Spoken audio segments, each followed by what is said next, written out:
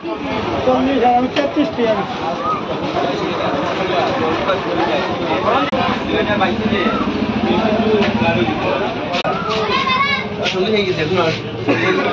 Target এলো ওইটা অন্য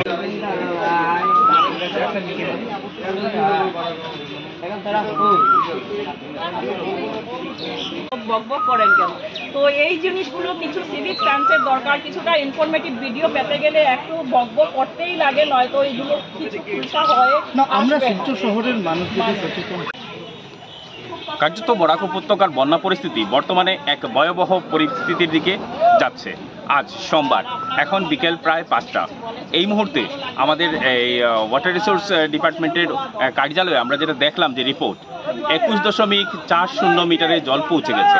এখানে বলে রাখি 2022 সালে বরাক নদীর হাইয়েস্ট লেভেল ছিল 21.59 এবং গত বছরের সেই লেভেলটা ছিল 21.54 এবং এই মুহূর্তে আমরা পৌঁছে গেছি 21.40-তে। এখানে আরেকটা কথা বলে রাখি যে যেটা আমরা বিভিন্ন বছরের এই কাছাড় জেলার বন্যা পরিস্থিতিগুলো দেখে যেটা আমাদের ফিল হয়েছে যে বরাক নদীর ধারণ ক্ষমতা সেটাও একটা লেভেল অবধি থাকে এবং যদি আমি ভুল না করি তাহলে হয়তো 21.50 নদী ক্রস করার পর বিভিন্ন জায়গায় নদী বাঁধের উপর দিয়ে ভেতরে প্রবেশ করবে।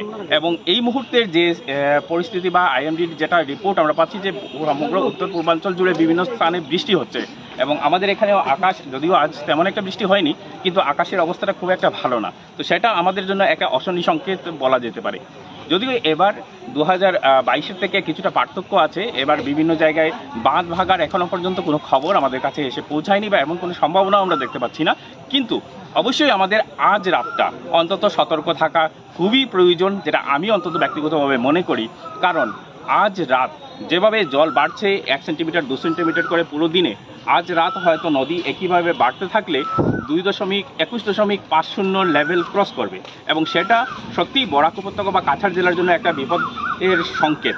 তো আমরা আছি। হ্যাঁ, এখানে আরও দুটা কথা অবশ্যই বলার দরকার যে এই মুহূর্ত পর্যন্ত একদিকে আমাদের 5 গ্রামের রাস্তার উপর দিয়ে জল বইছে গতকাল রাত থেকেই জাতীয় সড়কের উপর দিয়ে, আমাদের শালচাপড়া অঞ্চলে জাতীয় সড়কের উপর দিয়ে জল বইছে।